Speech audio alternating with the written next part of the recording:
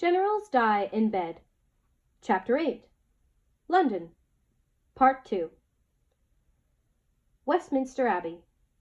Brown, musty, royal sepulchre. I am alone. I walk past statues of dead kings. I yawn.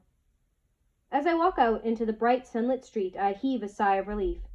Well, I have been to Westminster Abbey. It is a duty. As I come out, an Anglican curate sees my listless face. It is wartime, and no introductions are necessary. Hello. Hello. You look tired. Yes. On leave? Yes, going back tomorrow. Itching to get back, I'll wager. I'll be itching after I get back. He laughs. He is the type known as a fighting parson, very athletic and boisterous. Ha ha, that is a good one. You'll be itching after you get back. I must remember that one. He asks if I will have tea with him at a nearby tea room. The mustiness of the Abbey has dulled my wits, and I can think of no ready excuse, so I accept. We are seated at the table. He asks me innumerable questions about the war.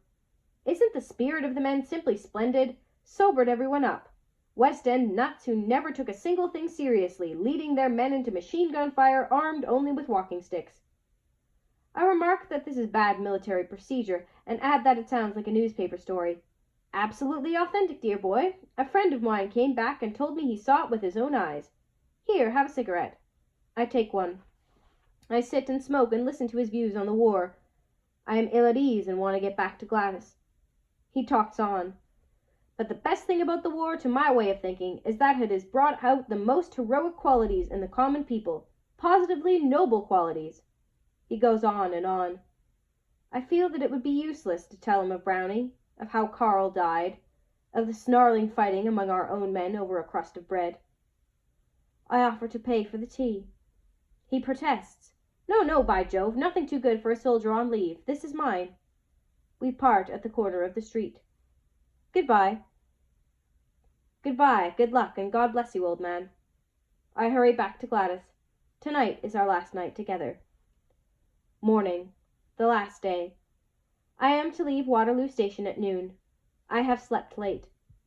Gladys and I eat breakfast in silence. She is sad that I must go, of that there is no doubt. As I pack my things, she brings a parcel to me which contains food, a bottle of whiskey, and cigarettes. I kiss her lightly as a gesture of thanks. She clings to me and hides her face from me.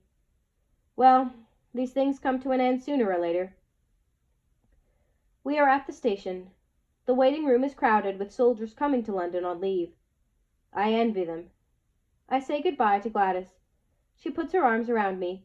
I feel her body being jerked by sobs. I kiss her passionately. She is all the things I have longed for in the long months in the trenches, and now I must go.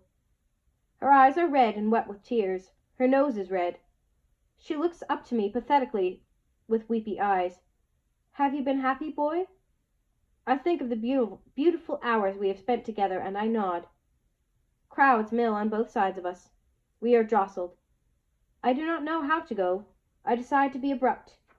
Well, I think I'll have to be going. Once more we embrace. She holds me tightly. I feel tears springing to my eyes. I lift her face to mine and kiss her wet eyes. I run through the gate. I look back. She waves a crumpled handkerchief at me. I wave my hand. I climb into the carriage. The train begins to move.